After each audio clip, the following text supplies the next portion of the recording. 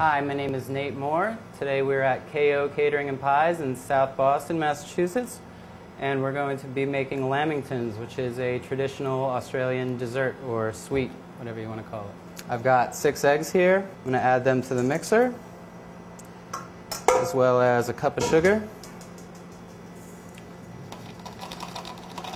Okay. And then we're going to put this mixer pretty much as high as it can go. You start it slow and bring it up because you really want to incorporate lots of air into this.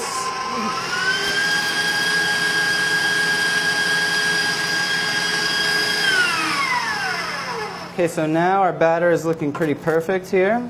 It takes about 15 minutes to achieve, and you're looking for something called ribbon stage, which basically means that if you take some and drape it over, you can see it on top before it sinks in. It's pretty much the best way I can describe it. So now we're going to sift our flours and our cornstarch.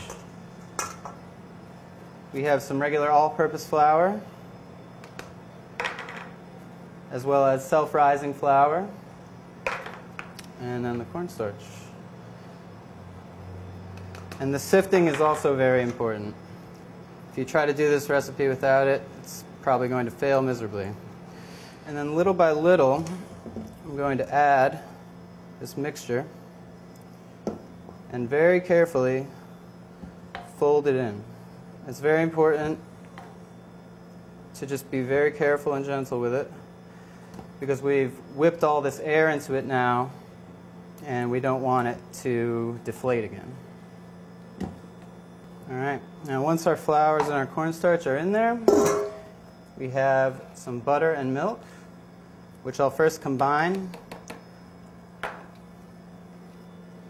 And again, just slowly, little by little, we're folding it in.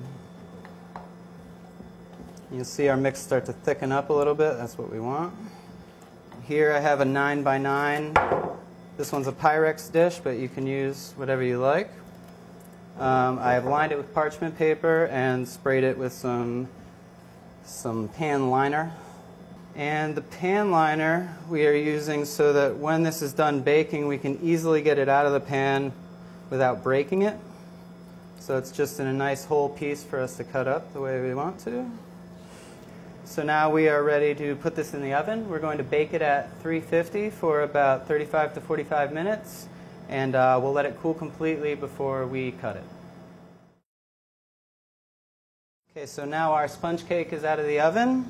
It's fully cooled, and I've flipped it out of the pan, and I'm ready to cut it now. So when we do it here at the store, we cut the edges off just to make it look nice and uniform. You don't have to do this at home. You could totally roll them without doing this. It's just something we like to do.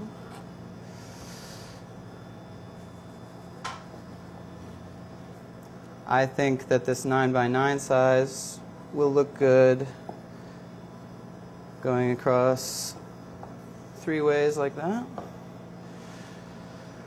and 3 across. Okay, so we end up with 9 squares from that, but you can do it however you like. Next, I'm going to mix the chocolate sauce. Here I have some confectioner's sugar or powdered sugar,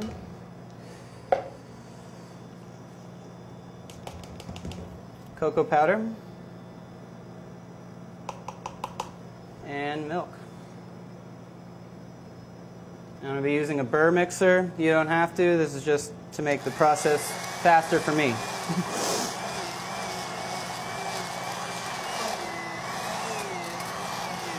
And you can see now we're getting to more of a consistency that's going to allow us to roll our lamingtons here.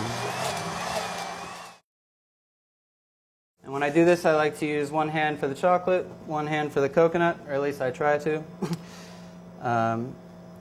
You want to give each one a really good dunk in there, get it completely covered, and then sort of let as much of it drain off as you can. Put it in your coconut, and you want to be kind of aggressive with this. Don't just roll it and take it out. You want to push each side into the coconut. I like to pick up some coconut, put it on top, and really just work it in as much as I can. You don't want to see any chocolate, basically. Okay, so there you have it. That's our Lamingtons. I'm going to finish rolling these now. When you complete them at home, I would suggest keeping them in an airtight container, and you should just be able to leave them right out on the counter. And I hope you enjoy.